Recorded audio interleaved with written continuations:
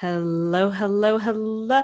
Oh, I am so excited about this episode. And I normally never start with I'm so excited because I feel like that's so cliche and like so many people use that. Like whenever you see people promoting their stuff, they're always like, I'm so excited. And I'm like, cool, good for you. I'm glad that you're so excited. But like, what is in it for me? So here's what's in it for you. I brought back my darling friend in the background.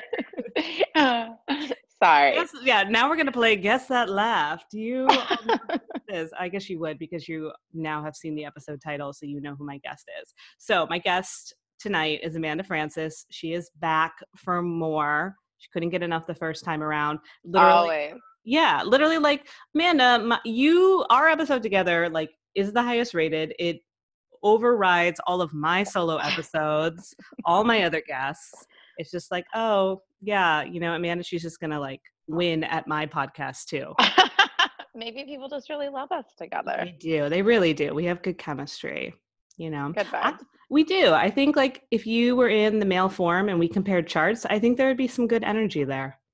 Really? Too bad we both like peanuts. I know. I mean, I think it would be like a short-term fling. I don't think it'd be like everlasting love, but I think like we'd have a really fun time, and then we'd like literally we would get our money's worth, if you will, and then like we'd be done. I think you'd just be like, wow, that was amazing. With no hard feelings. No hard feelings. Like we would go back to like our like friends, and we would have like drinks and talk about how amazing it was, and then they'd be like, oh my god, like you think that person's the one, and you're like, no, not really, not so much. Yeah, I think it's your what do you have, Capricorn rising? I thought it was an Aquarius rising. Really? Is my whole life a lie? Oh, well, that's a loaded question.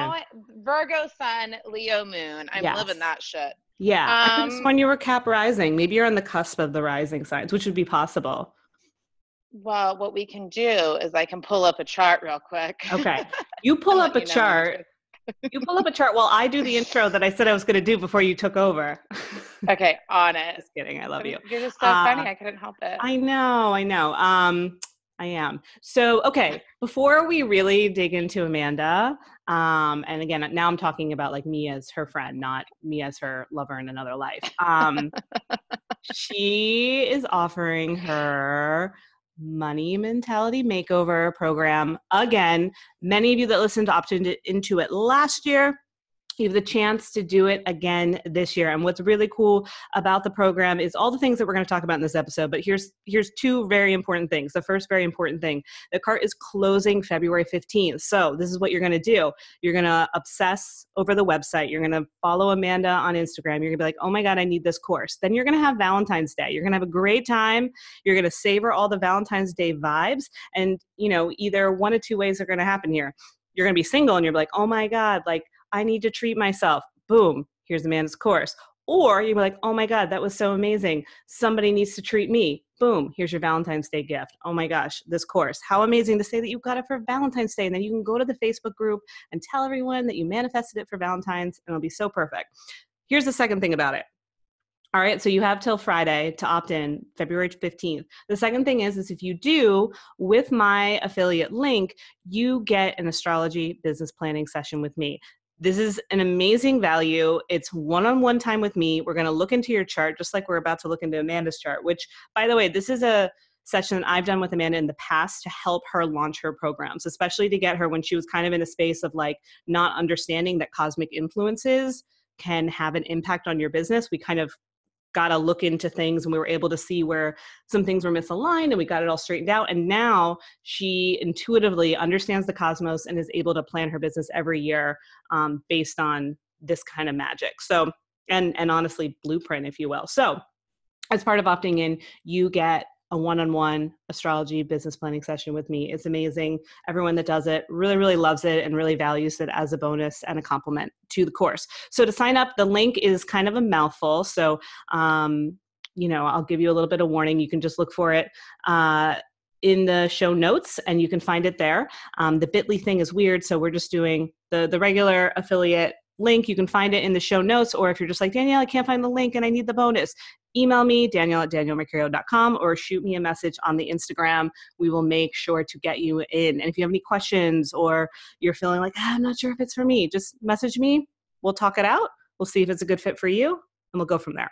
Okay, on to the show. Amanda, did you My find a life chart? is a disaster. No, listen to this. Do you all right. remember the first time you did my chart ever? Ever? Yeah, like a 4 years ago? long time ago. Yeah. And I Let's was go like, back I in have a time. feeling my birth certificate's wrong. And you're like, what is this like energy of mistrust about? And I'm like, it says I was born at 5:15 and I feel I was born at 3:15. And you're like, I don't think birth certificates are wrong. Well, then my mom brought me her journal from when she was pregnant with me. She's never journaled in her entire life except for those 9 months, which is interesting because I was like a journaler from when I was 7 on. Anyway, my mom brought me her journal and I'm reading her journal and I read about the day I'm born and it's 3:15. If you look it up 3:15, it's Capricorn. If you look it up 5:15, it's Aquarius. And now I don't know. Now I'm questioning myself, wondering which one the journal said and which one the birth certificate said in my life is still alive. Because we don't know what my rising is. Shit. All right. Well, I went with Capricorn. So I feel like there's something to that. Although Aquarian would serve you too. Are you looking at any sense of a chart right now? No, I just did a calculator and I put in 3:15 and 5:15. I put them both in because I couldn't remember. One says Capricorn, one says Aquarius. Yeah, of course it does. Yeah. Yeah. The rising sign changes every 2 hours. Thus. Well, yeah. Well, I mean, I can go upstairs and find this journal. I had it in a top cabinet, like high away, so that the like vibes wouldn't be all over me like all the time, but so I could access it if needed. Yeah. Anyway, yeah. Okay. Is it on top of? I noticed. I was watching your stories today. You have like a very large amount of wood in your living room. Is it on top of that? No, it's shelves in the laundry room. Who is it? Where the whole journals are. What lumberjack is she seeing? Apparently, it's like a trend. It's like a thing. I don't know. I'm just going with it. I didn't actually pick that out, but it does coordinate with the other things. No, it works. It works. If you see the layout, it's very aesthetically pleasing. But I just was like, that's a lot of wood. It's a lot of wood. Do you know what's extra funny about it? Is I have an electric fireplace in my living room. Of course you do. That is so Malibu. Literally. I can't even deal with how Malibu that is. Oh my God. Okay. So you're just, looking at it for the sake living my best life, looking at this wood. Mm-hmm. Okay. Maybe we can put in the show notes whether I'm a Capricorn or Aquarius rising. All right. To be continued. Yeah. And for anyone listening that doesn't understand what a rising sign is, really quick. So a rising sign has to do clearly with the time you were born. That's why it's very crucial. And it's the impression that you make to the world. So I mean, I could see either, to be honest. And honestly, you probably have, whether you're Capricorn or Aquarian rising, you probably have other planets that are either Capricorn or Aquarius. So you have that energy somewhere. Right. But I know you want I do want to know. We'll figure it out. Because, I mean, I so own my Leo moon. I know I want to own my rising. Mm-hmm. The same. Yeah. I want the vibes. I know. Leo moon's amazing. I'm a Leo moon as well. You're a Leo everything. Yeah, I'm a Leo everything. Oh, story of my life. That's going to be the title of my book. She's a Leo everything. Leo everything. # Leo everything. I was actually Leo all day, every day. I was doing a reading for someone recently who found me through you, and it was really sweet. So yeah, because I always ask, like, how'd you find me? And she was like, oh, like somehow through Amanda Francis. And we were doing her chart, and I was like, oh, like you're a Leo moon. I'm like, so am I. I'm like, so is Amanda. And we were all like so excited. So good. Like club. Back when I lived in Tulsa, one day a friend of mine who's into astrology texted me and was like, what are you doing? And I was like, sorry, busy. I'm going to text you back when the camera crew leaves my house. And she's like, camera crew? Are we in LA or Tulsa? And I was like, Tulsa, LA in the future. And she's like, oh, right. You're a Leo moon. And I was like, I am a Leo moon. There should be a camera crew everywhere, all the time. We love it. We're like born a reality show. Kind of. It feels like you're in one all the time. Yeah. All right, wait. I feel like you have like hopes for your own reality show, yes? Like a real one? Yeah. I have a show creator pitching me to networks. Ooh. Yeah. Gotta get you on Bravo. I don't know what my vibe is with that because I don't want drama. But because one time at one of my VIP days. Yeah, go ahead. one time at one of my VIP days, I was like riffing as I do. And I said, I never have drama, but when I do, I monetize it. And my client and friend Sarah Dan was like, that is your reality show housewives thing. You know, like the how, like it Yep, shows each housewife 100%. character and they Yeah. say a thing. Yep. I never have drama, but when I do, I monetize it. So, I mean, I don't actually want a dramatic show, though. I want a helping people changing the world show, but we'll see how all this develops, you know. So you want like an own, like Oprah network? I don't know that I want to sit on a couch with someone and just coach them. Like I could shift someone's No, it'd still energy be and your dig into life. their money beliefs in front of a camera. And I could also follow parts of my life. I think there's an untapped network of this online coaching personal development industry where these people are busting on the scene, using their intuitive gifts and making millions. It's like, what the fuck is this? Like the fact that this isn't like widely known or understood, I think is an interesting show. I think there's many angles to my life that is made for television. Okay, yes. All right, let's roll with that. First, I want to share my Real Housewives hash handle. Oh, you have your phrase for that? Perfect. Yeah. So mine is, of course you do. I may be spiritual, but I'm not a saint. That's mine. So good. Okay. We didn't think you were. Yeah. No Saint Danielle t-shirts. That would be really horrifying if there was a t-shirt like that with me on it as a saint.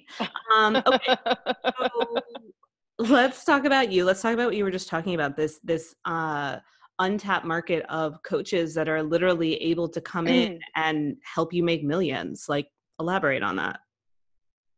What do you mean? Like, so, I think you're right. Like, I think we look at coaching is definitely a booming industry from the space of people understanding its value. More and more people are getting signed up to be a coach, and more people are understanding what a life coach is. Like, I feel like when I talk about who I am, like there's less people saying, like, when I say I am a coach, there's less people being like, oh, I never heard of that, or like, tell me more. Like, what do you mean? Right. When we first started, people didn't know what we were saying when we said they didn't know at all. Totally. Like on the street, if you had a conversation, no one would know what you were talking about. That's true. Like you had to give them like a lesson in like what a coach was. But now from your, so you're, I think coaching is becoming more mainstream, but this notion that you're saying is that you can use coaching as a money mindset tool. And again, not just basic like money mindset, but like literally to the space of millions. So like, share more about that. We can manifest money through anything, right? Like I actually a few minutes ago was writing an email to go out to my email list tonight, and I literally listed the ways people have made money after signing up for Money Mentality Makeover before the modules even drop. Like from the day they sign up, maybe they start going through the bonuses right away. Maybe it happens within an hour, 24 hours of signing up, but just a list of ways money came in, right? And some of them are coaches. And so they're writing about like clients. One girl's like, I got 6 clients in the first week. And, someone else is like, I got my highest paying pay in full $10,000 client in 24 hours. And like, there's coaches saying those things. But then there's people saying, my husband got offered his dream job. My boyfriend got a promotion. I got an unexpected raise. There 5 checks in the mail came in today. What even is this? Like, so, I mean, I think coaching is interesting. Spiritual coaching is interesting because we have a higher wealth consciousness in the industry than the average industry. But the wealth consciousness principles aren't limited to any industry ever, right? Like, money shows up for you when you open up to the flow of money, and between our limiting beliefs, doubts, and fears, and our energetic patterns, beliefs, and ways of operating with money, we just block the natural flow that was always supposed to be. So but the reason, so that's what I believe about money. The reason one of the reasons I think I should be on TV is to illuminate the whole world on how money gets to work. But also the angle of this industry and being a leader in this industry is just interesting because it's unknown to some degree. You know what I mean? So that's what I meant by that part. Yeah. Yeah. Okay. That makes a lot of sense. You're right. Like it is relatively new. So like, what does it actually mean? What is the longevity of it? And I think I really appreciate what you said about having a higher wealth consciousness and a higher access to just a different way of looking at life, because you bring in that spirituality. Because again, I think sometimes with coaching, while it's very empowering and it can absolutely change your life, one of the things that when you first learn about what coaching is, or when you take that certification program, it's about meeting people where they're at, which is part of which is true, but then there's not enough emphasis on, and then elevating them to a whole new way of being, not just meeting them where they're at, finding their blocks and getting them to move forward. That's all great. But like, what if you were to give them a whole new realm of possibilities that they didn't even know were capable? It's like level 1 and level 5 or something, like Yeah. when a good coach gets started, I would say they show up with like empathetic understanding. They make a client feel safe, heard, seen, understood. They dig into the inner world of the client. They identify where the client's stuck and they help them move through. And that's like still a good fucking coach. Yeah. But I think a more advanced, I don't know, paradigm, but I don't think we can expect every single coach or every single therapist to like know how to do or play into, is being able to read and elevate the energy of a person, and like, I think one of my beliefs is that the containers we get in and the spaces we spend time in elevate us. Like, I view the money course as a sacred container, and the energy I infuse into the container and the way I grid and prepare the space for change, I'm not shocked when people sign up and get a check the same day. I'm like, I know that's the way I made it. Yes. But that's hard. Because I get the energy of it. That's hard to explain to someone. So I just tell them, have faith, sign up intentionally, trust yourself. Let's do this. Because what am I going to say? You know what I mean? Like, you can't put that shit on a sales page. I mean, or maybe you can. Maybe I will, but you'll see. But to be continued. To be continued, whether next year's sales page is like, listen to the cosmic gridding of Money Mentality Makeover. Anyway, so it's set up to, energetically, it's set up to shift people, to shift, change, and rearrange them. And if they show up willing, open, and receptive. And I can't guarantee how available someone will be for change. Yes. But I can set change up to be available energetically without ever talking to a person. And that's my belief in, it's not a belief in courses, it's a belief in energetic containers. Absolutely. And my business, they are courses and masterminds. And right. Yeah. Right. Those are your tangible kind of ways of offering it to the Getting world. In these spaces. Yeah. Absolutely. But really the essence of what you do is just becoming an energetic match for what you desire, what you crave, and money is your specialty, but there are so many other things that we can become an energetic match for in a really beautiful, elevated way. Yes. I mean, anything. And that's kind of another thing I love about it. I think like in module 4, once you go through like the first, 3, like the first 3 modules are a little more basic. The bonuses are like pretty elevated. And the second 3 modules are pretty elevated. And the first 3 are like, let me just cover the bases in case, someone needs Let's get your feet wet. I think, I'm just going to break this down in case you're confused. I explain it very logically and simply, which I think is important. And then we go deeper, which is why I think it's a course that carries people through. I think it's the only money course you'll ever need. I think it can carry a person through many, many, many levels and grow with the person. Yeah. But anyway, I was saying, I hear that a lot from people who've taken it, over and over like 4 years. They're like, I still do this course all the time. It's growing with me. But I was going to say something about that. Oh, module 4. Early in module 4, I'm like, hi, in case you haven't picked up on it yet, I tell you this is about money. And it is about money, but it's really about energy. It's really about understanding that you can shift, change, and rearrange the energetic pattern of anything and change the dynamics of how that thing works in your life. Absolutely. Response to you. Yeah. Yeah. And I love that. And one of the things, I was reading one of your emails that you sent out today, and you said something like, money was waiting for you all along. Like the money was there all along. And I love that line. I was like, oh, that's so juicy. It's so romantic. Well, it feels that way to me. I feel like, okay, there is money circulating the planet all the time. I mean, obviously, people are getting richer all the fucking time. There is money being, people are buying, people are purchasing, people are earning all the time. So money is circulating all the time. And I believe it's always trying to make its way to you. It's already like, it feels to me like it's circling you, like it's in your fucking orbit, but it can't come in if you're telling stories about it, if you're blocking it, if you're believing you're not worthy of it, if you believe that rich people are selfish, if you believe that bad things will happen to you if you make money, if you believe that if you make money you have to give it away to the taxes or give it away to your family or whatever, if all that's going on, you're just blocking it all day. So like a lot of the stories I hear from people who have unexpected things happen, you know, just the day they enroll, it's always like, oh, the check was already in the mail, or the check was Yes. under the basket in my kitchen and I just couldn't find it for Oh 3 my years. God. Or, you know, Yes. like I remember this one girl I really loved. She had an old truck sitting in her backyard, and someone knocked on her door the day she signed up and was like, can I buy this truck or whatever? Actually, I don't think it was the day she signed up. It was within the first month or something That's on that fam. story. Yeah. But point being, money was always trying to make its way to you. There were already ways to make money that you couldn't see. Right. You But just then you became available. Yeah. right. You weren't willing to open your eyes for some reason, for some story, for some old programming, for some forsaken block that you developed. And then literally as soon as you gave yourself Opened. permission, right? Like I think that's what your course does. And I think by investing in this program, it's giving people permission to open their eyes. And then once they open their eyes, they see what was waiting all along. All along. Yeah. It's so true. I had something like that happen recently. And again, the check was in my mailbox. I didn't check my mailbox for like 3 days. And I was going back and forth around whether I wanted to do this one thing or not. And then finally I was like, all right, I'm just like, enough procrastinating. I'm just going to do it. And I'm going to trust that the money's going to come right back. And then literally that afternoon I went to check my mailbox. The check was already in your It was there. And the check was already in the fucking mail. And it was dated from 3 days ago, like 3 days prior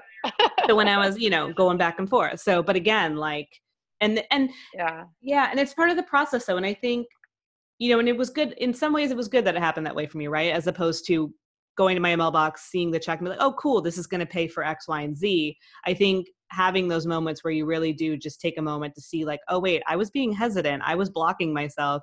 And all I had to do was just be in the energy of trust, be in the energy of opening up. Energy and receiving. Yeah. Yeah. And it's always good to have those little reminders, I find anyway. Like, yeah. And I think it's been my experience that money flows in the path of least resistance. And I think that's an Abraham Hicks phrase. But like, sounds like it. Yeah, I think it's very true. Like for some people, the path of least resistance is their husband's job. Their path of least resistance could be their job. It could be a check from a family member. The path of least resistance could be a lot of things. Yes. For me, the path of least resistance is often my business because I'm very open to receiving through my business. I have no qualms about money coming in through my company. Very open to it. But I remember when I was blocking my business years and years ago, and I didn't believe I could receive, and it was actually the first time I launched the money course. I didn't believe I could receive money, and I was working on believing it, and I was believing it more and more, and I was doing so much work around money, and like I knew it was all working, but I was just had more doubts and more resistance than, you know, those things don't exist in my vibration anymore. But I remember what happened was I was like $2,000 short from my like goal for the month. And I was like, who am I to teach about money? I'm $2,000 away from my goal. And then it was like Christmas at my parents' house. I got home, checked the mail, and there was a thing in the mail from Bank of America saying they credited me $2,000 on my credit card, which paid off the card. So got me out of debt, got me to the $2,000 I was wanting. Yes. And it was just a reversal of fees over the life of that credit card. So it's like, so wild. I don't need a path of least resistance like that anymore. I'm open to money coming all of the ways. But like money's gonna, if you become a match for it, it will get to you somehow. I know that for sure. Yeah, it'll find a way. And I think a lot of people struggle with this notion of it being easy. Like it's so hard for people to wrap their head around something being easy.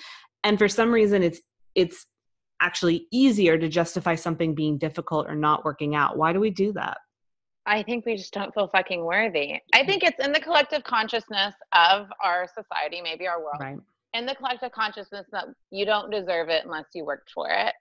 And like, do not get me wrong. I am such a product and believer in you can create your life and your reality. Like, and I guess my version of the American dream of I can come from tiny town, middle America, lower middle class, and become a multimillionaire. Like, I'm such a believer in like, and that hard work vibe. Like I held a vision, I worked hard, I did my thing. Like this wasn't without work.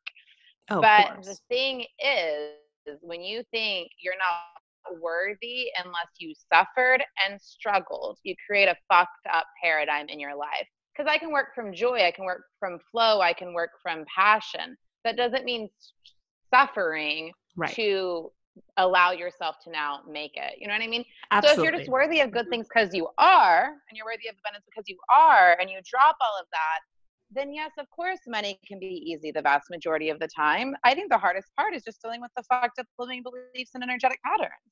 I don't think the actual receiving's hard. No, the receiving's not hard. The receiving's the easiest part. It's just everything that our mind tells us to prevent us from going to that place. Yeah. I think we're convinced that hard work is supposed to be the way. And then people get like really, I mean, I used to be this way. I'd be really proud for like, you know, that I pulled all nighters, that I worked so hard. Worked like, all weekend, sacrificed. Yeah. And now it's like, I do work on, do some work on the weekends, and it's because it's what I want to do. And I love my job, and I love how I've set up my schedule for how I want to do the things all week or whatever. But it's not that I'm not worthy until I suffered writing emails on a Sunday. Yeah. You know? And that's that energy of feeling like you have something to prove, right? Like, I have to prove now myself. I've done enough. I have to prove how much I did. I have to showcase like how hard I work, when really, honestly, it's kind of a turn off, to be honest. Like, who wants to not hot. No, like, who wants to hang around with somebody who's talking about how they worked all the time? They don't have any fun and they stay home. How did you even make it out here? Yeah. Well, I mean, there's something about like nothing to prove, no one to impress. Like, one of my clients last night was like, "You're so cool." I'm like, "What?" And she's like, you have a cool girl thing. And I'm like, "I don't really feel cool." And she's like, "No, you do." And she's like, "Tell me about it." I'm like, "There's not a cool energy. I don't try to okay. I don't know how I'm perceived. I don't try to put out a cool energy. I try to just fucking like myself, right? Like myself, like my job, like my work, like what I do. I just like me, right? Yeah. And I don't give a lot of fucks about people who don't think I should be in a bathtub full of $100 bills, because I am. So, you know, so like if I just, it's the nothing to prove, nothing to prove, no one to impress, not trying to be cool, is just like a vibe of, I don't know, I think ease and worthiness. I absolutely think it is. And what's interesting is how you described yourself is exactly how I would say that I see you, definitely in that way, which is a testament to your ability to really be authentic and who you are. Thank you. I appreciate that. Yeah, I just feel like if there's nothing to hide, you know, then just talk to the people on the internet, like, do your thing. Yeah. So then it makes, you know, anyone that's listening, I question you this: what are you hiding? What do you feel like you have to hide? Which is kind of silly. I mean, there's nothing to hide. I mean, you can consciously make a choice of, this isn't something I want to share, but that's different than hiding, right? Like, you're not obligated to share anything. None of us are. Absolutely not. No, you share from your heart, you share what feels good, you share what feels like it's going to be value or in alignment to whatever it may be. But if there's a part of you that wants to and isn't, because of some kind of fear or some kind of belief that you can't be seen, that's another story. 1,000,000%. 1,000,000%. But then even, okay, the times that you have shame around something and you're convinced that you can't share it, and once again, it doesn't have to be shared. You say you decide you want to share it and you out yourself on the internet, on an email, on a live stream, whatever.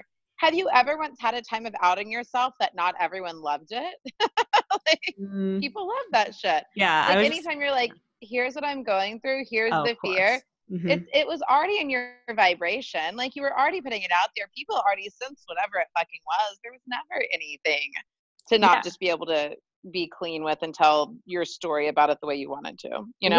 Right. Yeah. No, I was thinking about a random time in the bedroom, but this is a different scenario altogether. So, no, it's true. Like, I've never had a vulnerable post or share of any kind and someone's like, go back in hiding. Like, we don't want to hear your truth. Yeah. Stay in shame. I don't want to see you ever again. Get out of here. Buy a mask. For sure. No, nobody says these things. And, you know, and I want you to challenge yourself, anyone that's listening, these comments that we're afraid of, or these things that we think people are going to think. I want you to realize nobody is thinking that. Those are your thoughts. You're thinking that about yourself. You're the one that's feeling some kind of fear or shame, like you said, there's not people out there trolling around to literally get in your head and put you down exactly as your worst fear is. It doesn't work that way. No. Right. So if in your head you're going, but Aunt Shelley's going to think I'm being too That's a good one. personable, and my third grade teacher is Yep. going to think, the fuck does she think she is? Right. These Too much. are all just things living in your vibration, period, living in your mind. Yeah. And they might be reflected back to you as long as you keep fearing them. But once you deal with the thoughts in your own self, people won't reflect them back to you anymore.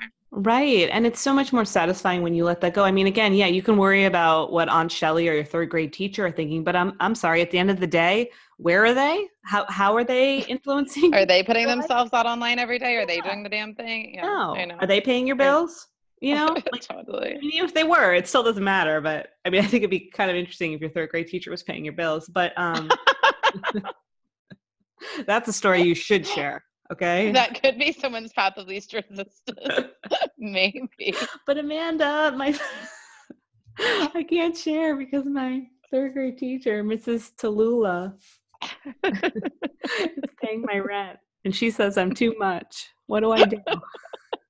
Make your own goddamn money. That's right. I mean. It's true though. It's, I mean, yeah, it's true. It's like, that's the thing. It's not, again, like, you can look at people that even have a trust fund or anything like that are still like, there's a few entrepreneurs that I actually very much admire that have built their stuff on their own because they want to make their own money. And there's something really beautiful about that. Oh, totally. And to speak to that, I have a client right now who has a trust fund who just, completely doesn't use it because she wants to build her business and that's just how she feels. But I can say for sure with working, like with thousands of people on money at this point, that like these fears and limiting beliefs are not limited to people who grew up like poor, middle class, or in poverty or something. Like I have had conversations with just as many people who grew up with money, who did not grow up with money, who have the same fears of it running out, it not lasting, not being worthy of it. Just because my parents made it doesn't mean I can make it, or whatever it is. Or it's like a reward thing. Like my thing, I mean, I grew up in like upper middle class, I would say. And they would like, money was like my reward system. So like I would only get access to the money if I did X, Y, and Z. So I had this. If you're a good girl in a certain way or whatever. Yeah. And then if I didn't, they'd be like, you can't have this thing. It was all very material. So that created fear. Right. So like it's just, I don't know. So it's just like, I'm glad you bring that up. Universal. No, we all pick up fears, limiting beliefs, and limitations around money and how it works for us. And we all get to clear those and be free around them and experience flow with money. It is what I truly believe. It's very true. And okay, so one thing I want to talk about a little bit, because I know in this past year, there have been some things that have come up with like naysayers and people that have tried to shut you down. And like what you said, you were like, I make money off of these circumstances. I do. Quite well. Yeah. So like so like in the past year when you had something like this come up where you feel like maybe you were feeling attacked, I mean, your audience is growing. You have a larger reach than you've ever had before. So therefore there is going to be more of this stuff. How have you found the opportunity and the way to kind of surpass any of that nuisance? Yeah. No, hold on just one second. I'm needing to change locations really quick. Sure. You want to be closer to the wood? No, someone just walked into my house. Okay. Question. So how do I handle the naysayers? How do you handle the naysayers, especially ones that have a bigger reach? I think the thing with it is what I just said. Like there was a couple interesting energies going on in my life this year that I think created it. I think one, I believed that I had to overcome something to go to my next level. So overcoming, and it's kind of just a different version of what we were talking about where we have to struggle for something. Yeah. So every time I had a crazy hater situation, I used it to elevate my platform and to get more eyes on me. And then when it happened this year, I went like, wait, can I just elevate my platform without having a hateful situation in my life? And that was an interesting one. But then at the same time, I would say my overall core belief is that I use everything for my good and in my favor. Mm-hmm. Absolutely everything. And I believe that there is absolutely nothing that I can't use for my good and in my favor. So if something hateful happens on the internet, I'm already thinking, well, how am I going to use this? Like, God, what's the lesson? Like, I'm thinking about what the lesson is, what the story is, how I created it, what like my angle message copy on it is. I'm just expecting to use it for good all along. So for me, that means right after my grieving process, like after I get sad about it because it fucking sucks. Yeah. Like, so after my grieving process, I'm expecting to turn it around. So I have that going on. Yeah, I'm really Yeah. glad you brought up the grieving part, because again, it doesn't necessarily mean when you're on this path that everything just becomes this high vibe, everything's grand, everything's joyful experience. There are still moments of grieving, there are moments of sadness, no matter what level you're on. We're human beings and we experience emotions, and it's taking the time to be in the emotion and then saying, God, what's the lesson, or however you want to shift from that. But I think it's definitely something to note that this isn't some like take away all the pain kind of lifestyle, so to speak. No, I mean, I don't believe in spiritual bypassing. We have to move through anything. So I believe in feeling it all, grieving it all, processing it all. I also believe in looking at where was I a match for this? Why did I create this? You know, is this reflective of a pattern, and what is that about for me? I think there's always a lot of juicy things in anything that occurs from us. The good, the bad, and the ugly. There's a lot there. Yeah. Yeah, no, absolutely. And that's especially like, I mean, that's just how we expand. That's how we become more knowledgeable. It's how we know things. It's how, I don't know, we just keep it real. And so I was personally, I think, like having, I don't know, I don't think I have this fully processed completely, and I think I probably will. I think when I tell this same story next year, I think I'll be able to share it like super openly and clearly. But like what I would say for now is like I was personally going through so much. And so I think all of my self doubt, and it wasn't around money or business or anything, or even, I mean, I'm trying to think how much I just want to say this very clearly. Okay, so I had a super, super, super hard traumatic experience post ayahuasca. If you don't know what ayahuasca is, you can Google it. So I had a super internally hard time with some, I don't know if we want to call them side effects on. So ayahuasca opens you up energetically, right? Right. And that just is what it is.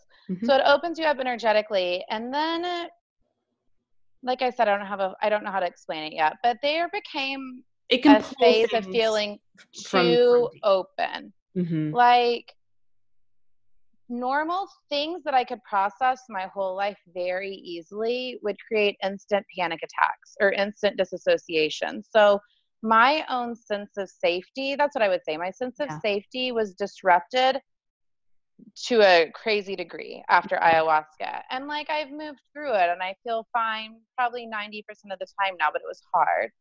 So I would say a lot of the things that were being reflected back to me with like haters and people doubting me were in some way reflected to my own sense of instability. So I was feeling unstable for a time, and things were creating more unstabilization in my life, and it just isn't shocking. And I'll probably be able to look back on it later and be like, oh, that's clearly such a match. But in the moments, it was just like, well, I'm going to process this, move through this, use this for good, and look at the pattern the best I can. But I think that's part of what was going on. Yeah, that makes a lot of sense. And thank you for sharing about that experience. Yeah, of course. Yeah, I mean, you guys know me, open book. I just try not to share things until I like can use them really, really well. And I don't have a way to use this one really well yet. Totally. And I'm glad you said that as well. And again, I think you shared where you currently are and how you currently see it. And when we do this again next year, maybe we'll elaborate, right? Yeah, no, and it gets to be perfect. We shall see. But yeah, it's an important thing. Go ahead. Sorry. I was going to say the principle is, I think this is the principle that I'm learning that was reflected back to me in a very intense way during that time period, is there's this energetic thing that goes on where the energy that you respond to something in is the energy that created it. Does that make sense? So Yes. whenever you're like, what is the situation I'm going through? And you look at how am I responding? Typically your response was in your vibrational field.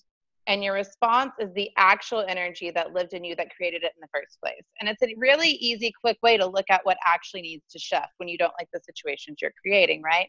Yes. So if my response was, I don't know, any kind of franticness and feelings of instability, then the franticness and feelings of instability that I was currently operating in are actually what created it. And I think that would be maybe the easiest way at this time to sum up what all of that was like. Yeah. Does that make sense? Yeah, totally. 100%. Totally sensified. Thank you. No, I You're appreciate welcome. that. And again, for anyone listening, this is a really good example of, and again, I'm interviewing Amanda, so I'm kind of taking it, to certain places. But when you're using your platform to share, I also agree that you want to kind of wait till it gets to that place. Like, let's say you are going through something deep. It's not that you can't share about it. It's not that you can't be vulnerable, but at the same time, do what you need to do to be in it. Don't feel like you have to, all of a sudden put it out into the world, because maybe it's not ready to be out in the world yet. And maybe it needs more of you to just be with it. And it needs your own inner teacher and your own inner love and your maybe closer, intimate people and support system in your life. And then there will be a moment where things will click and you'll see the opportunity and you'll see the lessons that were presented, and you can share from that place. And I feel like that's very empowering when you can kind of hold the space to wait until that point. Mm-hmm. That's typically how I feel. Yeah. Yeah. Yeah. So just know, unless you get interviewed by someone who's like, let's go there. I'll talk in this voice the rest anytime I ask a scary question. Okay. So let's change gears. Let's talk about the bathtub with the money. Oh my God. Yeah. How fun was that? That was Yeah. like the best thing I ever did. Okay. So in your, so it's all in the promos of the course. Was this in your Malibu home, in your bathroom there? Yes. Okay, cool. Mm-hmm. So was the tub, two questions. Were you naked? Yes. Well, I had Okay. on underwear. Okay, you did have on underwear. Okay. Uh-huh. And was it completely filled? No, I was sitting on pillows, Okay. and you can kind of see I was sitting on pillows, and there was like pillows like pushing up my legs where like Uh-huh. my feet are hanging over the tub. So we had like pillows and blankets in there, like getting me cushioned, and then Uh-huh. like layers of money over at the Oh top, my gosh. basically. What did it feel Yeah. like to just have the money being like, just like arranged around you? Well, that's exactly what it was. There was like three people standing around the bathtub, like arranging the money and like Uh-huh. feeling it in as like intelligently as possible. Because if money turns to the side, it doesn't take up very much space. So we try to get all the money like flat, like facing up, Mm-hmm. So it felt like it just felt perfect. Years ago, I think the second year we ever launched the money course, I like did that photo shoot where I'm throwing money in the air and I'm Yes. holding $100 bills. And I think at that time I had never seen anyone hold up $100 bill or use $100 bill in a photo shoot at No. all. I Mm-mm. mean, I felt like I remember calling my photographer and being like, I know you're going to think I'm crazy, but I'm bringing $10,000 to the photo shoot or Yeah. however much I it was, remember this. You were still in Yeah. Tulsa, right? I was still in Tulsa, Yeah. yeah. And I remember it was so scandalous, and people are like, "Holy shit!" And then a lot of people have done photo shoots with money since then, Of and that's course. fine. Everyone Mm-hmm. can do whatever they want to do inside of their businesses, like whatever. It's not up to me. But I think my whole thing has been, what do I want my main message and my main branding to be, and what do I want to be primarily known for? Because it's not really a business coach for entrepreneurs anymore, though I do a lot of mentorship with women who have businesses. It's become I'm what I want it to be is a high level mentor and the money queen. I just want to be the fucking money queen. So when I was filling into like, okay, I am the money queen. When I was filling into that over the past 6 months, I just felt like I needed to put myself on the motherfucking throne. Like Yeah. I needed to identify and brand myself with a photo shoot of who I am, how Yeah. I show up. And I just had this idea for months now that I was going to sit in a bathtub full of $100 bills. I And mean, so my new photographer, Wendy, Wendy. mm-hmm. Yeah. She worked with I Gabby. Yeah. That's when I first met her. It was back when we would volunteer at Gabby. And Oh man. circle, fast forward to, hi, remember me? Can you? Circle of motherfucking life. Anyway, so I audio, people are so professional inside of their careers, and I like don't get on the phone with anyone. I'm like, telephone, can we not? So Wendy's like, let's set up a call, and I'm like, I'm just gonna audio you. And the first audio says, I need to get into a bathtub of $100 bills. And she's like, okay, let's run with it. And we did. And I just had to channel a little bit of Taylor Swift, look what you made me do vibes, because she was in that bathtub of diamonds. Yeah. And I just felt like it was energetically appropriate, because that was kind of her repositioning herself in that song, which was a genius rebrand, in my opinion. It certainly was. That was a smart channel right there that you did. Mm-hmm. I like it. Yeah. People, check out her bathtub shot. It's amazing. You want to find me on the throne, it's probably gonna be a photo shoot of me on the toilet. So that's where my life is right now. Not really. No, not really. My things are fabulous. I actually did get, side note, we had another guest on, Nikki Agrawal. Have you heard of her? She's really awesome. I don't know if I know her. I feel like you would like her. She just came out with a book. She invented the period panties.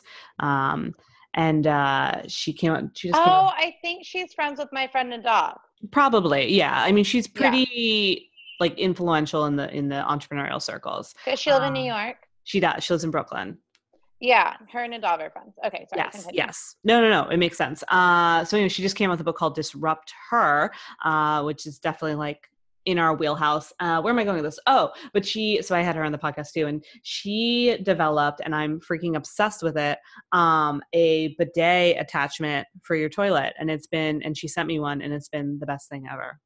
That's so cool. Yeah. It's really so much better for your vagina. Oh my God, it's so much better for your vagina and your butthole. And honestly, the whole stitch. Yeah, the whole stitch.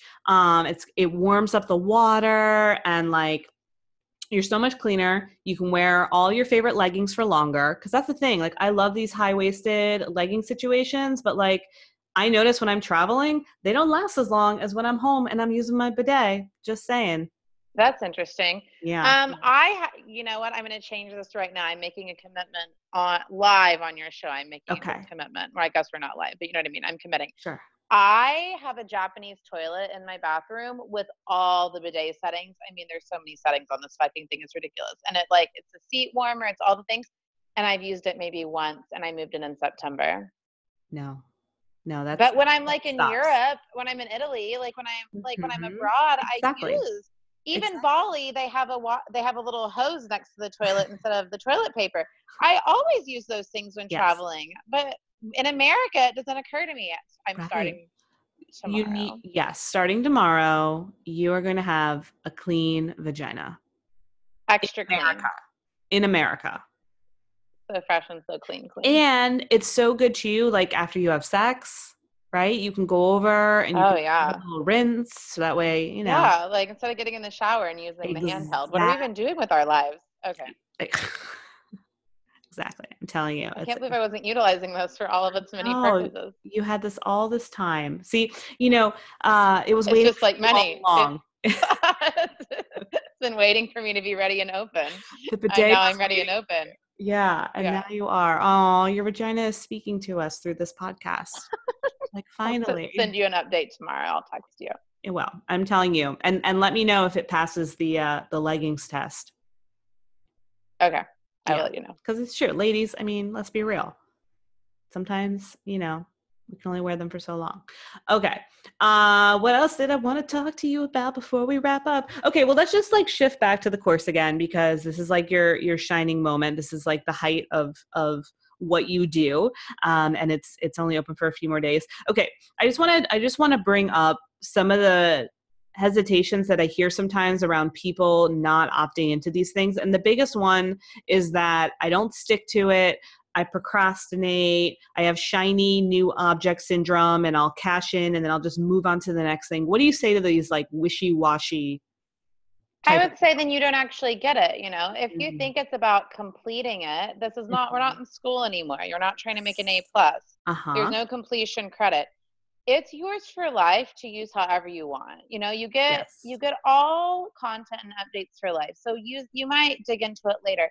But like I can think of things I enrolled in where it was really just about the sign up and what the sign up meant, or it's really just about something I heard halfway through module 1 or something I heard on a bonus, or just sometimes it was simply about having it. So I don't know. There's a lot of course creators out there that say like, go through it, do the work, do it on time. You're losing it in 6 weeks. If you don't show up to the live call, you lose it forever. And that's not me. No. I see it energetically, so I don't see it as something you must complete in a certain way. I love that. I encourage you to do the homework and dig in, but you need to do what you're led to do and what feels right to you, not what you feel like you're supposed to do.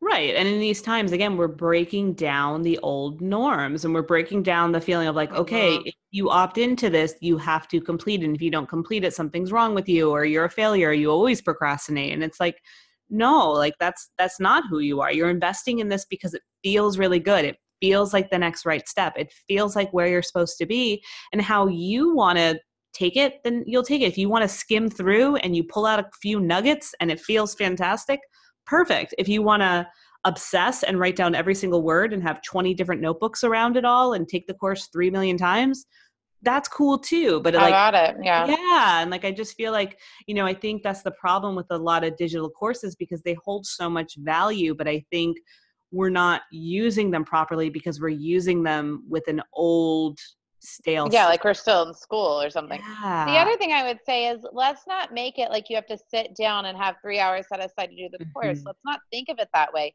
Listen to the bonuses in the car or on a walk. I mean, I have lots of clients and friends and students who are like, oh, I take a walk with you every day, or I listen to you on the way to pick up my son, or like in the gym or whatever it is. Like, let's just assume that you're going to use this in ways that feel good to you. This isn't homework. This isn't school. Do it the way you want to do it. Yes. Just listen to it to be in the vibe of it. That is really the work. Yeah. And it's not, again, about getting everything down or like having the right answers from it. Or did you learn the things that you intended people to learn, right? Because that's just not the approach. And so, and then that helps honestly, like downplay some of the procrastination stuff. Like the reason why I procrastinate is because we put ourselves into boxes. We put ourselves into unmanageable situations. So we're saying, I have to sit down 3 hours a week in front of my computer to do this, then yeah, you might procrastinate because that might not be reasonable for your lifestyle. But like you're saying, it might not sound fun either. Yeah, no, and it's not fun. Exactly. You're making it hard. We're going back to that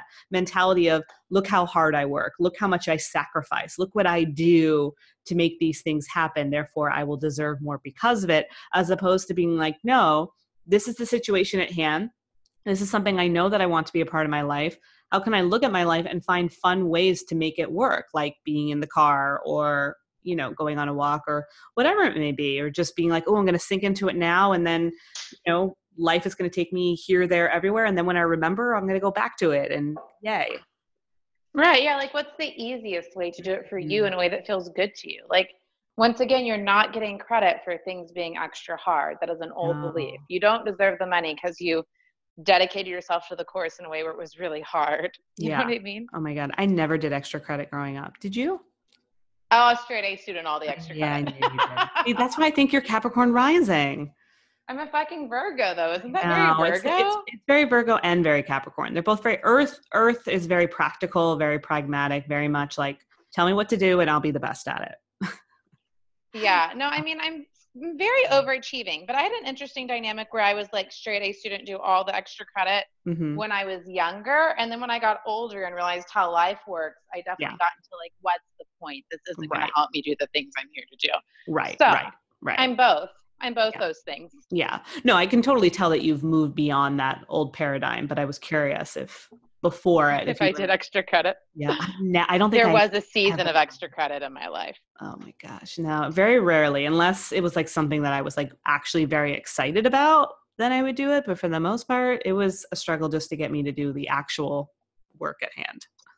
I really liked if I could make over 100% on something. Gosh, that does not surprise me. Yeah.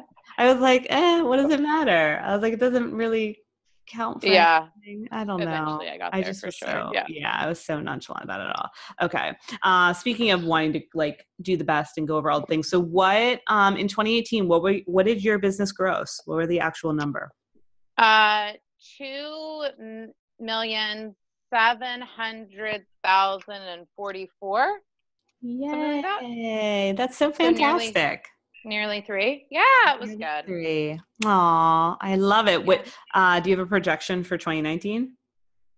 I haven't really even gone there yet. Yeah. And normally by this time of year, I would have gone there. But I think I'm like going through some kind of interesting thing where I'm going to talk about this on a live stream I have coming up too.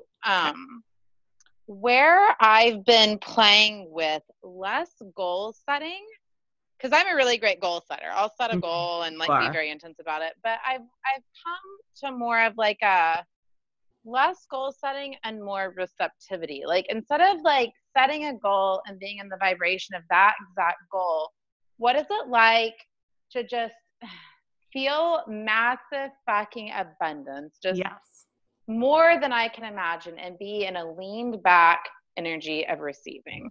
And that's been really fun lately. So it's not that I'll probably set a goal this month, you know, and get pretty specific. I was getting pretty specific today on my journal with how much I want the company to earn this month in February. So I can see myself going there, but I think I'm just playing with an even easier energy of receiving than I ever have before. Keeps getting easier and easier. Yeah. Notice I didn't even say what's your goal. I just was like, do you have a projection? Do you just have a Still a Virgo. Yeah, because again, I don't set goals. So that's me over here. I'm like, I'm like, maybe I should do that goal setting thing. And I'm like, nah. But projection, I mean, well, I think once I finish my like desire for this month, I'll probably have a projection for the year. And but it's not based on anything besides what we decide we want. Like, of course. Yeah. Because I guess, and for me, like I teach a lot about the moon and moon cycles and how you can use that for your goals and whatnot. But I'm like, it goes beyond that. It's not just about the intention it is about the intention, but it's the attention that is tied to some kind of feeling. It can be too closely tied to the result or the goal, because then that becomes something that you're chasing. And there's a part of you that's not complete until that's there or fulfilled. And instead it's like, well, why don't we just be in what we want to be in now and just see how it wants to show up for us. And what I've learned more deeply than I previously understood is that if I'm in the energy of like, I made it and I made it right by the wire and like it all came through and I had to hold the faith, that if I'm in that energy, then that's the energy I'm in when the money comes through. But if I'm in the energy of like receive, ease, lean back, it's funny how that's the vibe I'm in when the more of the money comes through. So I'm just, playing with even more ease would be the bottom line. Even more ease for Amanda in 2019. Fucking man. I'm here for any of your jingle needs. Just in case. Oh my God, what if I have a jingle? Like at the beginning of vlogs on YouTube, you can sing it. I will totally be your jingle growl. People will be like, what is happening? Here she is, Amanda Francis, self-made multimillionaire. She's the money queen if you didn't know. That's right. See, you can do it too. You can do your own fucking jingles. You don't even all those other people took her money course and then made their own. Yeah. Did I say that out loud? Totally. Well, it's true. It happens. Right? In some cases, yeah. Yeah. Next year, she's going to be in a swimming pool full of cash and do oh my God, a pool. Yeah. You're going to totally do like a Scrooge McDuck where you're like going off the diving board into the money.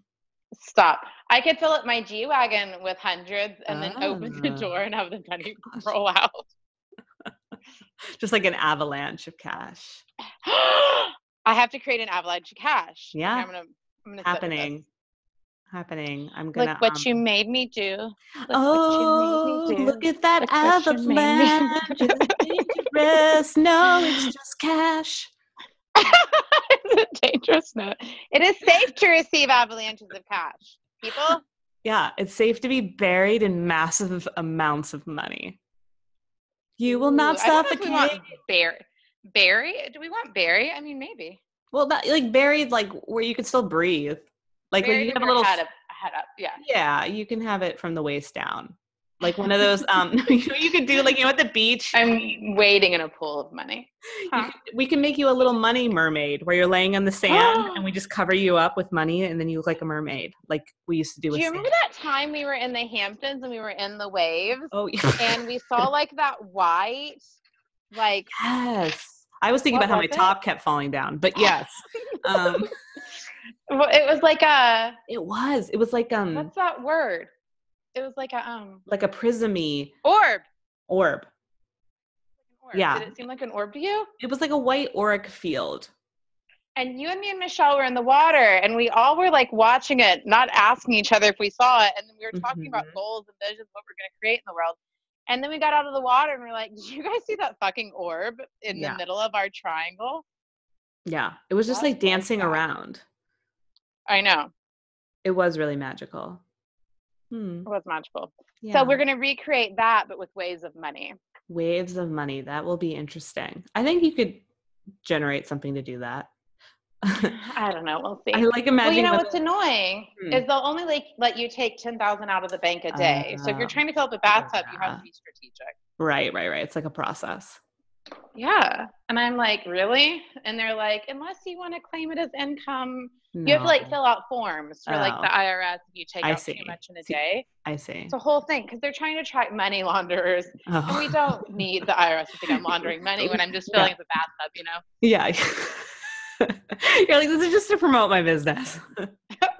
Well, no, like literally I was at the bank showing people like pictures of the photo shoot. Right. When I was like bringing the money back, I'm like, see, like I told you, like that's anyway, it's just an accessory. It's just like I just needed something to fill my tub up with. Like you have to understand. I mean, they were excited. The ladies at the bank got really into it. Oh, yeah, that's really sweet. It was really cute. I like it. Okay. See, people tend to support you even when you think you're being ridiculous. The right people will think you're being amazing. They so will, though. Oh my God, yeah. I'm learning that all the freaking time. Like people will just rally with what you're rallying for. So like rally for yourself and let the world rally right back. So much more fun that way. That's why I've been loving. So rally with what you're rallying for. Yeah, rally. Like Jingles, right? Everyone's gonna be like, I fucking love Jingles now. And like, if you were inspired by a jingle by listening to this podcast, then Amanda and I want to know. We want to know how you were transformed by the musical influence of our jazzy words. And perhaps even you could go on the Instagram and share your jingle with us. That would be fabulous. That would make us. We'd be delighted by it. Make us a video. Make us a video. Of you singing your jingle. Of you singing your jingle. No judge. Hashtag Money Mentality Makeover. Hashtag Curiously Gypsy confident. after hours. No, I had to take away the gypsy. That's another conversation. Oh God, what are we now? I was getting a shit ton of backlash. Right, gypsy. Okay, yeah, I get it. So curiously confident. Oh, curiously confident with Danielle and Curious. Hashtag curiously confident. But anyway, I like curiously. It's like curiously confident. What does that mean for you? Curiously confident. Well, I just know that you like to integrate sex into everything, so I just hear it as like I'm a little curious about all the things, and I'm confident. Yeah, that makes sense. I get it. You're so smart. It's like, oh, she's curious. Kind of like this is totally, I don't know if this is an appropriate thing to say, but do you remember being teenagers and people would say, oh, she's bi-curious? Yes. I knew you were going to go there. Mm-hmm. That's kind of how it sounds. It's like, oh, she's a little curious. Yeah. Well, it's true. I am. I mean, I'm not bi-curious right now, but but there was a phase. Moment. I mean, I was curious what would happen if our charts and genders were different, but yeah, you told everyone about that. I'm chart curious. Oh my God. Chart and gender curious. Yeah. Gender reversal curious. But no, I'm not bi-curious at the moment. But yeah, I used to think about yeah. So you're right. It goes with that. Everything goes to sex with me. Even like Like I remember thinking like, oh, like bi spiritually curious. That could be like a thing. And then I was like, I'm not going to go there. So you bi-curious was part of the origin. Yeah, it was. I felt kind it. of. I Yeah. sensed it. Yeah. You could feel the bi. By the by. Okay. So now I just want to talk in this voice as we close this out. Have you ever thought about being a sex operator just for fun? A sex operator just for fun. Let me just take a moment. You have thought about this. Really This is not the first time she's used this voice. It feels really good what you're putting out. I could just marinate on this for a while, but I'm really flattered. Like really flattered. I think it would be so much easier to be a phone texting operator than a phone sexting operator. I think you so. could say all the things without putting as much energy out there. I agree. mean, not that everyone's trying to be efficient with how they're going to distribute sex, but I find that would be more efficient. I think so too. The only thing where my hesitation would be, because I'm very, we're both very intuitive and I'm very particular about people's voices. So I feel like if someone's voice on the other end was really like, I would struggle a little. So it's almost like I would need to do like, texting would be easier. Oh, you're saying texting would be easier. I think I was getting confused. Texting, you type the words. You don't have to put as much use into emojis. You're set. I have a friend told me recently the other night, her and her dude like got each other's off with just using emojis for sexting. Oh, I think that'd be very possible. Yeah, I could do that. Yeah, challenge accepted. I like descriptive words. Like I love being like, ooh, like. I love words too, but if it's a challenge, I just think I could do it. Does this eggplant turn you on with the squirt right after it? No, they would just arrange their emojis. Peach. Like, I don't know what emojis. Strategically. I don't know. I mean, but it would be based on things they've already done to each other. That would help. True. Like different emojis would bring up certain memories. Right. Like this couldn't be with someone like you've never ever been with before. And all of a sudden like, maybe. I guess challenge accepted. All right. So a lot of new things starting now for Amanda. She's going to start cleaning her vagina, and then she's going to see if she can get it off with It's not unclean. It's not unclean right now.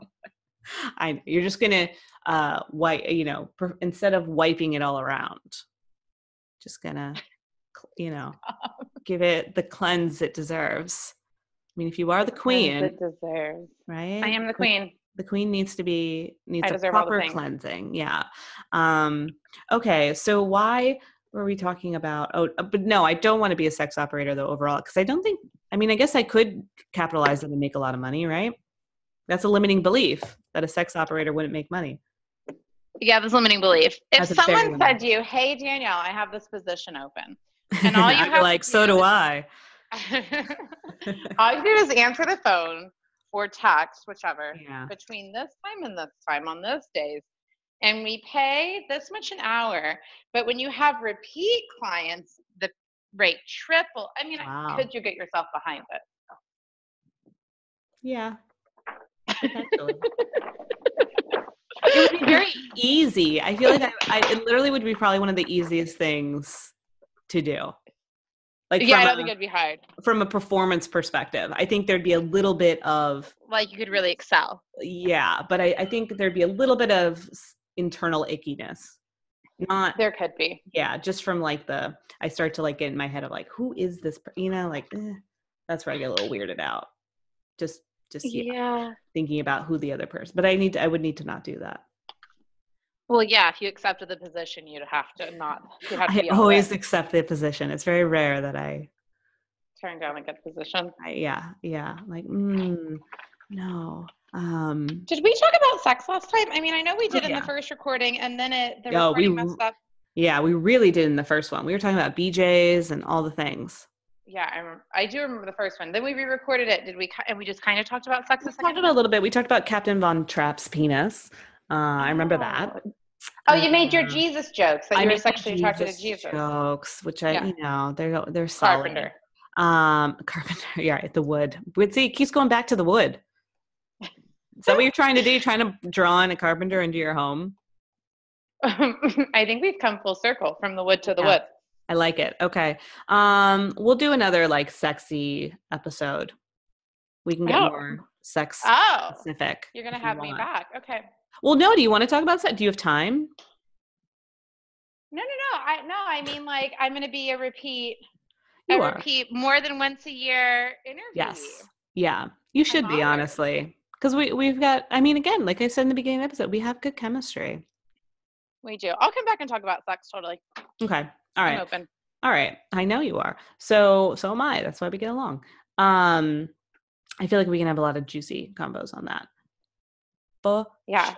Okay. It will always be juicy. Amen. Always. All right. So notice I haven't asked you any of the cheesy interview questions that people like to ask on these shows. But one that people always ask a lot, they're like, what would you tell your 15-year-old version of yourself? Right? That's like a big one. And I'm like, don't tweeze your eyebrows. Like what else is my 15-year-old self going to really understand? But I had a thought. I was like, what would you tell yourself like 3 months ago that like you've learned? That you'd be like, oh, this is so much better. I mean, right? I answer the 16-year-old question on a lot of podcasts. Yeah. And I'm always like, it's always like kind of that cliche, like, yeah, it's good, but it's like, what does it really matter? So what would you tell yourself 3 months ago? Oh, okay. I have to think, what month was that? We're in February now. So are we talking November? Yeah, November works. Actually, I kind of like October. Can we do October? Oh, yeah. Okay. What would you go back and tell your October self? Yeah. I would tell myself, like, this has been a hard fucking year. And some of these things you feel like you can't see to the other side of, but it is all fucking progress. And progress isn't always linear. Progress is sometimes like a spiral where you're moving in an upward direction, but it feels up and down and round while you're going upward. And I would tell myself, like, trust your process. This is about acceptance and allowing and surrendering and not fighting what is, and deeply trusting yourself and deeply trusting all that you believe in, that you will move through this and overcome, because that is who you fucking are. That is so fucking good. Thank you. Yes. And it's so relevant and it feels so like real and fresh and like now. Because it's true. Yeah. I cannot the place where I can even teach on what I learned in the past year. I mean, I will when I can, but no, I mean, there's a lot of allowing, accepting, and trusting, and it's just it's a whole different thing we're going to be talking about, I'm sure. Yeah. No, trust is a big one for me too. It definitely was a wild 2018, that's for sure. See you later, 2018. Goodbye. We don't miss you, but we learned a lot and it gave us some relevance. Yeah, I'm almost to the point. I said this to my trauma therapist recently. I was like, I'm almost to the point where I could say that I'm thankful. And I'm thankful for everything all the time. But like, it's still at the point where, like, I see the progress, I see the lesson, I see the movement. Right. But, like, I think I will be in deep gratitude from what I got for the year. Yeah. In more months, Sure. Yeah. That takes time. Sometimes it does take some time. It takes time sometimes, but on the human journey is you can get some more of it, and it doesn't cost any money. Excuse me, how much is that time? Well, I guess as a sex operator, I'd have to charge for my time, huh? Yeah, you'd be back to trading time for money. What a disaster. I know. Or you could create packages, so many sex sessions for, like we do in the coaching industry. Oh my God, if you had sex packages. Anyway. Here's my package for your package. Oh. Okay. So Money Mentality Makeover. Money Mentality Makeover. Friday, on February 15th. You get 14 hours of bonuses the second you enroll. When you enroll through Danielle's link, you get her cosmic business planning session, which is amazing. I've done a few of them. You have. Yeah, I loved you telling me what to expect throughout the year and when I would feel like doing certain things and not doing certain things. I loved watching it all align Yeah. in my life. It was super good. It really was. And here's the thing, whether you believe in it or not, you're not quite sure if astrology is for you. Regardless, you're going to be able to have an Oh, opportunity. you make it so applicable. It's not going to feel weird to someone. Yeah. I really try to make it seem like almost like a personality assessment and really showcase who you are. And then from the form of what's coming up for you, like, again, regardless if you believe it or not, it's nice to sit down with someone and like plan out your goals and plan out what ideas you have and kind of look to be like, oh, this is a good time for me to rest. And there's less second guessing, like how you want to go about doing things. So if anything, it's really good confirmation throughout the year. Totally. 100%. So that's my trade for you opting into this amazing experience with Amanda. It's awesome. Everyone that does it always loves it. And they're like, I'm so glad I picked you. And I'm like, how much do you normally charge for those? So for the one that I'm offering, it's valued at $495. So good. $500. $500 free session. Yeah, that's what I used to pay for them. Yeah. So amazing. Yeah, because we only needed an hour. We were good. We didn't have to go super long. Okay, cool. So link is in the show notes to sign up. Again, look for myself and Amanda on the IG. All the deets are in the show notes as well. If you have any questions about the course, email me, send me a message. Here for you to talk it out, whatever you need. I'm around and available for you to opt into this. I'm so excited to see you guys in the course. I'll see you guys in the Facebook group, the Class of 2019 Facebook group. Woo! Any last words or final goodbyes? I love you guys. Thank you for hanging out with us. What a night. Yeah, what a night. What a podcast. Yeah, yes. Go make tons of money and live your dreams. We believe in you. Love it.